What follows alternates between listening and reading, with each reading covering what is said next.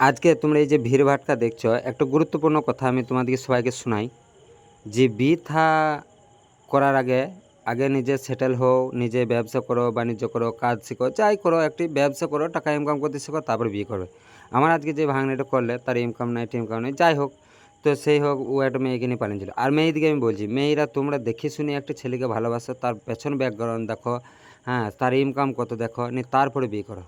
হ্যাঁ, তাছাড়া বিয়ে করতে যেও না, নাহলে খুব লিল্লট হবে। এই যে একটা বিচার বসেছে, জরিমানা বসেছে ৫ জনের মুখে, হ্যাঁ, লজ্জা, একটা নির্লজ্জা মতন বিয়ে করা কত খারাপ জিনিস। আর এটা অনুষ্ঠানহীন হবে, কত ভালো। হ্যাঁ, প্রেম ভালোবাসা করো, ঘরে বোঝানাও, তা বলো নি করো তারপরে। হ্যাঁ, তো আমি বলতে চাইছি যে আবেগে কেউ রসগোল্লা খেতে যেও না, কেন আবেগের রসগোল্লা যে খাবে সে ডুবে যাবে। মেয়েদিকেও বলছি আর ছেলেদিকেও বলছি, আবেগ কদিন ভাল লাগে, ১ সপ্তাহ ভাল লাগে, 10 দিন ভাল লাগে, বিয়ে করবে, মজাতে থাকবে, ভাবে খুব 6 মাস 1 বছর মজা।